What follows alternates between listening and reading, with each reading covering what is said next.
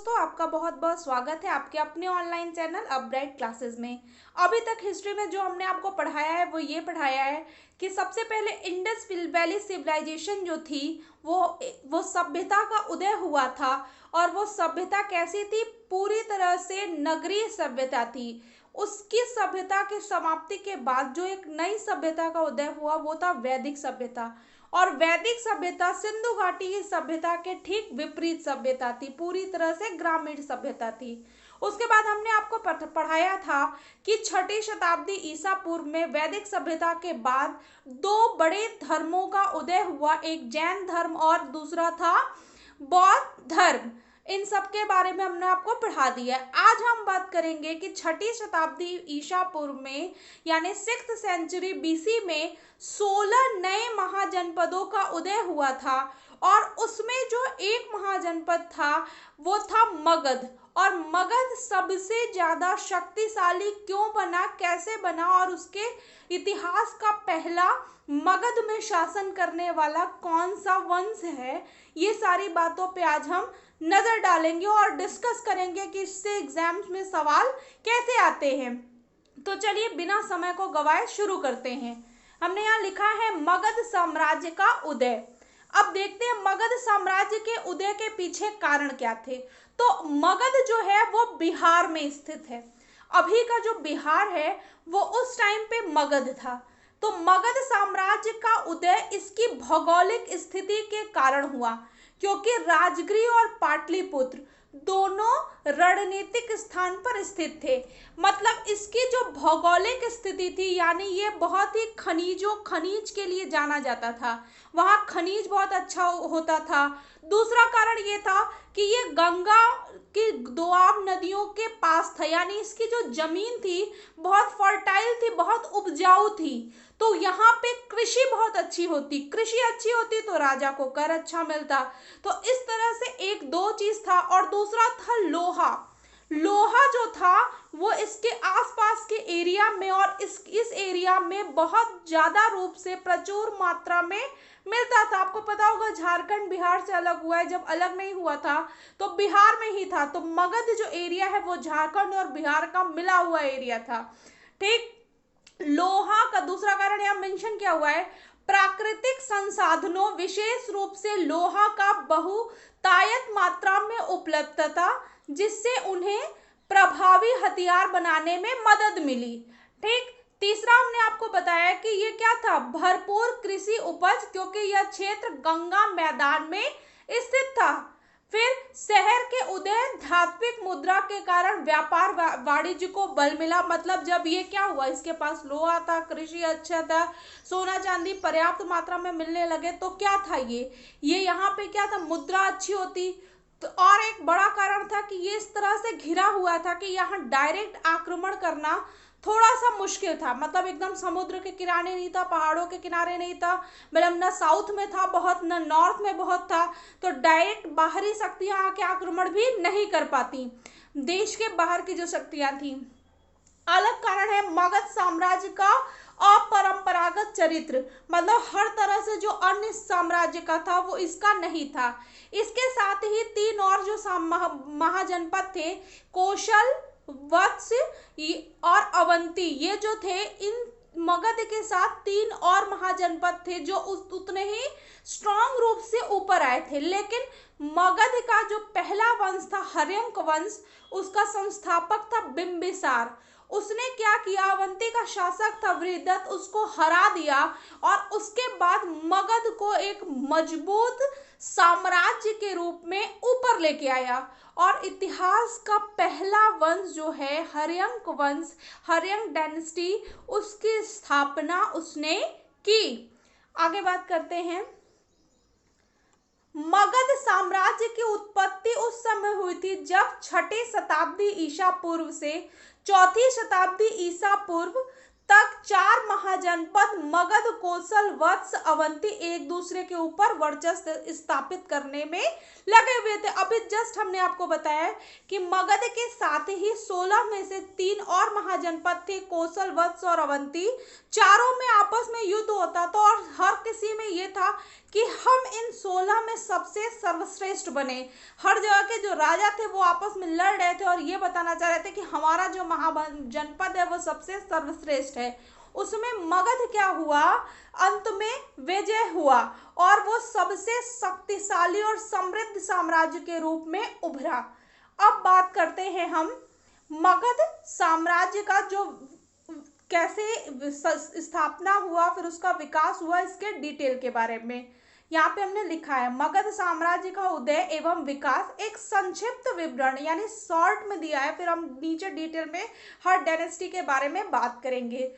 तो मगध साम्राज्य का जो संस्थापक है वो जरासंध है। अगर आप किसी को भी मैथोलॉजी में इंटरेस्ट होगा तो उसको पता होगा कि महाभारत में एक नाम आता है जरासंध का, जो मगध का राजा था, उसे ही इसका संस्थापक माना जाता है और वृहदत्त को माना जाता है। लेकिन हर्यंक वंश का जो है समय जब था तो ये मगध क्या हुआ था, उभर के सामने आया था। उसके बाद शिशुनाग वंश आया, नंद वंश आया और पूरी तरह से कब उभरा ये, जब मौर्य वंश का स्थापना हुआ और चंद्रगुप्त मौर्य के समय चारों तरफ उसने विजय प्राप्त की और मगध को एक समृद्ध और शक्तिशाली साम्राज्य के रूप में विस्तारित किया।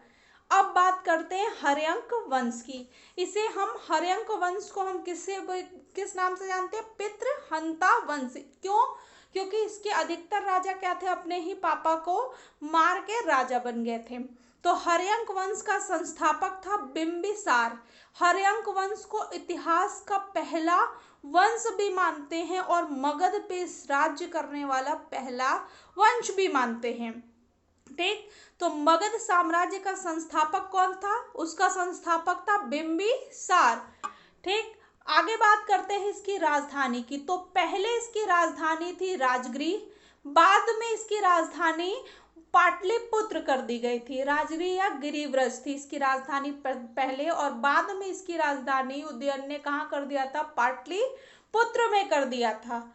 अब बात करते हैं बिंबिसार की। तो बिंबिसार 544 ईसा पूर्व से 492 ईसा पूर्व तक शासन किया था। बिंबिसार का अन्य नाम श्रेणिक था या श्रेणीय था। बिंबिसार ने अपने राज्य की नींव विभिन्न वैवाहिक संबंधों के फलस्वरूप रखी और विस्तृत की। उसने कुल 3 राजवंशों से संबंध स्थापित किया। कहने का मतलब ये है कि राजा जो थे वो अपने से ज्यादा जो शक्तिशाली राजा होते थे या तो उनसे युद्ध करते थे या फिर ये करते थे कि उनके किसी भी लड़की से या उस परिवार की किसी भी कन्या से शादी कर लेते थे, ताकि क्या होगा, वो शक्तिशाली राजा हमारे ऊपर आक्रमण नहीं कर सकता। क्यों? क्योंकि रिलेशन हो गया है, हम दामाद हो गए हैं वहाँ के, तो क्या होगा, वो अपने ही दामाद के साम्राज्य पे कभी भी नहीं करेगा। और उस टाइम पे कुछ ऐसे पत्र भी बनाए जाते थे,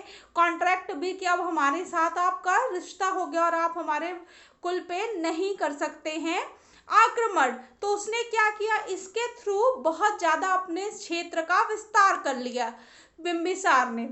ठीक, आगे बात करें, भद्र देश की राजकुमारी क्षेमा से विवाह किया।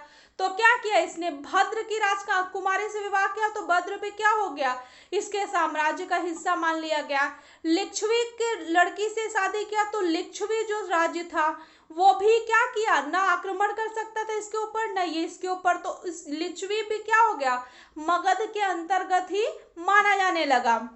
उसके बाद बात करते हैं, कौशल नरेश प्रसेनजीत की बहन महाकोसला से शादी किया, जिसके फलस्वरूप इसे दहेज में क्या मिला था, काशी का प्रांत मिल गया था। ठीक, तो 3 तो शादी इसने ऐसे ही कर ली। बिंबिसार ने अंग राज्य के शासक वृहदत्त को पराजित कर दिया था, ठीक है, और उसे अपने राज्य में मिला लिया, और इस प्रकार वैवाहिक संबंधों के द्वारा उसने अपने राज्य का विस्तार किया। बिंबिसार ने अवंती के शासक चंड प्रद्योत से मित्रता कर ली। उसे अपने राज्य वैद्य जीवक को उसके इलाज के लिए भेजा था। अब देखिए इससे क्वेश्चन कैसे आएगा, इस पूरे 4 लाइन से पहला क्वेश्चन ऐसे आता है कि जीवक किसका राज्य वैद्य था। तो जीवक किसका राज्य वैद्य था, बिंबिसार का। ठीक। बिंबिसार ने अपने राज्यवैद्य जीवक को किसके इलाज के लिए भेजा था? तो अवंती के शासक चंड प्रद्योत के इलाज के लिए भेजा था। ठीक। अब ये हमने बौद्ध धर्म में पढ़ाया था कि कौन सा ऐसा राजा था जिसने बौद्ध और जैन दोनों धर्मों के संगीतियों में भाग लिया था। तो बिंबिसार एक ऐसा राजा था जिसने दोनों ही धर्मों को क्या किया था, संगीतियों में भाग लिया था और दोनों ही धर्मों को मानने वाला था। और बुद्ध जो थे इनके यहाँ खुद आए थे। लास्ट पॉइंट इसके बारे में जानने वाली ये है कि बिंबिसार की हत्या किसने की थी? उसी के बेटे अजात शत्रु ने की थी। तो हमने क्या क्या पॉइंट बिंबिसार के बारे में पढ़ा? बिंबिसार के बारे में हमने पढ़ा कि उसने कब राज्य स्थापित किया? 544 ईसा पूर्व में। कब तक रहा? तो 492 ईसा पूर्व तक था। बिंबिसार का अन्य नाम क्या था? तो श्रेणी या श्रेणिक था। 2 क्वेश्चन हो गया। तीसरा, उसके राज्यवैद्य का क्या नाम था? तो जीवक था। ठीक। उसने कहाँ कहाँ की राजकुमारी से शादी की? तो भद्र देश की राजकुमारी, लिच्छवी राज की राजकुमारी से और कौशल नरेश प्रसेनजीत की बहन से शादी की थी। ठीक। और उसका जो मित्र था वो कौन था? उसका मित्र था अवंती के राजा चंड प्रद्योत। बिंबिसार की हत्या किसने की? तो बिंबिसार की हत्या उसके पुत्र अजात शत्रु ने की थी। अब बात करते हैं अजात शत्रु की। तो अजात शत्रु या कुड़ीक, इसने कब से कब तक शासन किया? तो 492 ईसा पूर्व से 460 ईसा पूर्व तक। अजात शत्रु का कौशल नरेश प्रसेनजीत से युद्ध हुआ। प्रसेनजीत कौन था? जिसकी बहन से बिंबिसार ने शादी की थी और उसे काशी दान में मिला था। प्रसेनजीत की पराजय हुई और बाद में दोनों में समझौता हो गया और प्रसेनजीत ने अपनी पुत्री वाजिरा का विवाह अजात शत्रु के साथ कर दिया। ठीक। अजात शत्रु का लिच्छवियों से भी युद्ध हुआ और अपने कूटनीति मंत्री वत्सकार की सहायता से लिच्छवियों पर विजय प्राप्त की। इस तरह काशी और वैशाली दोनों मगध राज्य का अंग बन गया। इसके बारे में मेन जानने वाली चीज क्या है? वो ये है कि अजात शत्रु के समय में ही पहली बौद्ध संगीति का आयोजन हुआ था। ठीक। सबसे ज्यादा क्वेश्चन यही पूछता है। इससे पहला क्वेश्चन पूछता है कि किसने बिंबिसार की हत्या की? तो अजात शत्रु ने। दूसरा क्वेश्चन पूछता है कि बौद्ध संगीति, प्रथम बौद्ध संगीति किसके समय में हुई या अजात शत्रु ने किस बौद्ध संगीति में भाग लिया? तो अजात शत्रु ने प्रथम बौद्ध संगीति में क्या किया था? भाग लिया था। ठीक। अजात शत्रु की हत्या उसी के बेटे उदयन या उदयभद्र ने की थी। तो बिंबिसार की हत्या किसने की?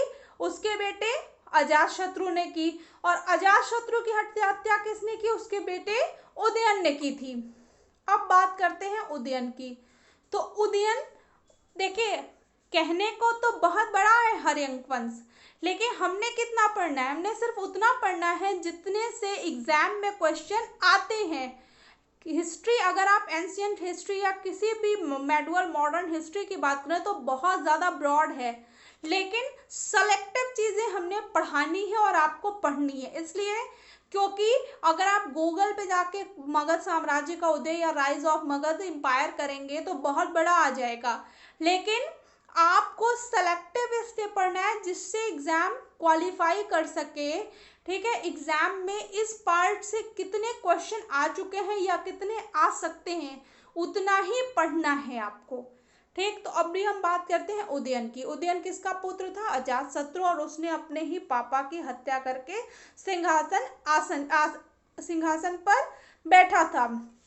उदयन ने गंगा और सोन नदियों के संगम पर पाटलिपुत्र या कुसुंग नगर की स्थापना की और बाद में उसने अपनी राजधानी क्या कर लिया था? पाटलिपुत्र को ही बना लिया था। ये क्वेश्चन पूछ चुका है। कुसुंग नगर किसे कहा जाता है? तो कुसुंग नगर पाटलिपुत्र को कहा जाता है। पाटलिपुत्र अभी का जो पटना है वही पाटलिपुत्र है। उदयन के बाद उसके 3 पुत्रों अनिरुद्ध, मुडुंग और दर्शक ने बारी बारी शासन किया। ठीक। पुराणों में दर्शक का एक नाम दशक भी मिलता है। इन्हें हटाकर शिशुनाग नामक व्यक्ति ने एक नए राज्यवंश शिशुनाग वंश की नींव डाली। तो हमने पढ़ा बिंबिसार ने 544 ईसा पूर्व में क्या किया था, एक नए इतिहास में साम्राज्य की नींव डाली थी। किसकी? हर्यंक वंश की नींव डाली थी। उसने क्या किया, अलग अलग राजवंशों की कन्याओं से शादी किया और अपने साम्राज्य का विस्तार किया। ठीक है, उसके राजवैद्य का क्या नाम था? जीवक था। वो ही एकमात्र ऐसा राज्य था जिसने जैन और बौद्ध दोनों धर्मों में भाग लिया था। बुद्ध उसके दरबार में आए थे। फिर अजातशत्रु ने बिंबिसार की हत्या की और अजातशत्रु खुद राजा बन गया। अजातशत्रु के बारे में जानने वाली मेन बात क्या है कि इसने प्रथम बौद्ध संगति में भाग लिया था। उसके बाद उदयन अजातशत्रु की हत्या करके अपने राजा बन गया और उसने क्या किया, पाटलिपुत्र नगर की स्थापना की और उसे अपनी राजधानी बताया। उसके बाद हर्यंक वंश का शिशुनाग ने हत्या कर डाला उसके आखिरी राजा की और एक नए राजवंश की स्थापना की जिसे हम शिशुनाग वंश के नाम से जानते हैं। ठीक, लास्ट में हम आपको बताएंगे कि हर वंश से किस टाइप के क्वेश्चन आते हैं। अब बात करते हैं शिशुनाग वंश की। तो इसका संस्थापक कौन था? शिशुनाग था। कब से कब तक? 412 ईसा पूर्व से 394 ईसा पूर्व। इसकी सबसे बड़ी उपलब्धि अवंती राज्य को जीतकर अपने राज्य में सम्मिलित करना था। इसने अपनी राजधानी वैशाली स्थानांतरित कर ली। अब इसके बाद है कालाशोक। कालाशोक के समय में ही द्वितीय बौद्ध संगति का आयोजन वैशाली में हुआ था। इसने अपनी राजधानी वैशाली से पाटलिपुत्र स्थानांतरित कर दी। इस प्रकार पाटलिपुत्र मगध राजवंश का स्थायी क्या बन गया? राजधानी बन गया। ठीक, तो अब इस वंश में दो ही चीज जरूरी है। एक क्या कि इसका संस्थापक कौन था? शिशुनाग। ठीक, इसने क्या किया था, अपनी राजधानी कहाँ? वैशाली को बना लिया था। और उसके बाद कालाशोक हुआ जिसने द्वितीय बौद्ध संगति में भाग लिया और वैशाली से वापस अपनी राजधानी कहाँ कर लिया? पाटलिपुत्र में कर लिया। अब बात करते हैं इस वंश के, इसके बाद हम एक नए बड़े राजवंश के बारे में जो है नंद वंश।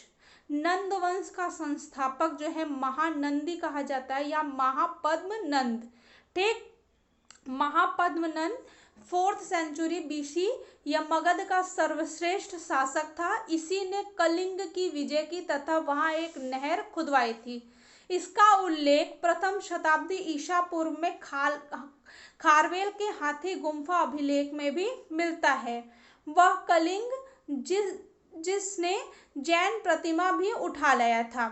इससे पता चलता है कि महापद्मनंद जैन धर्म का अनुयायी था। तो अब देखिए इस 4 लाइन से क्या क्या क्वेश्चन हुआ कि नंद वंश का संस्थापक कौन था? महापद नंद था। इसने क्या किया था? सबसे पहले कलिंग विजय की थी, वहां नहर खुदवाया था।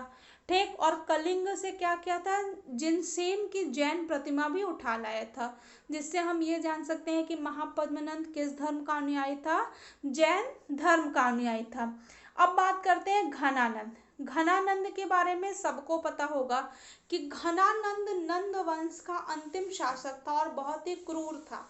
ठीक, लोग इसके शासन काल में बहुत ही ज्यादा परेशान थे इसकी आदतों से। ये कर बहुत ज्यादा वसूलता था, बहुत जनता को परेशान करता था और इसके अमात्य का नाम था मुद्रा राक्षस। इसने क्या किया था? एक मुद्रा राक्षस नाम की किताब भी लिखी थी।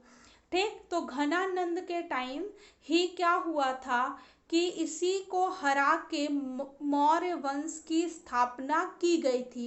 चंद्रगुप्त मौर्य जो था वो नंद वंश का आखिरी शासक घनानंद को हरा के उसने मगध पे मौर्य साम्राज्य की स्थापना की थी। ठीक, अब बात करते हैं रिवीजन की। तो हमने पढ़ा कि मगध साम्राज्य का उदय क्यों हुआ, उसके पीछे क्या क्या कारण थे। उसके बाद हमने जाना इतिहास का पहला और बड़ा राजवंश जो उभर के आया था वो था हर्यंक वंश, जिसका संस्थापक थे बिंबिसार। बिंबिसार के बेटे अजातशत्रु ने उसकी हत्या करके अपने को राजगद्दी पे बिठा लिया। उसके बाद अजातशत्रु के बाद उदयन ने उसकी हत्या करके अजातशत्रु की खुद राजा बन गया।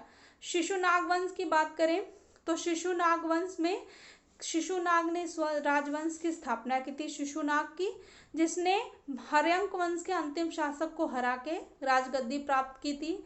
शिशुनाग के बाद कालाशोक आया, जिसने क्या किया था, द्वितीय बौद्ध संगति में भाग लिया था। और फिर उसके बाद आता है नंदवंश। नंदवंश ने शिशुनाग वंश के अंतिम शासक को हरा के महापद्मनंद ने क्या किया था, नंदवंश का स्थापना किया था।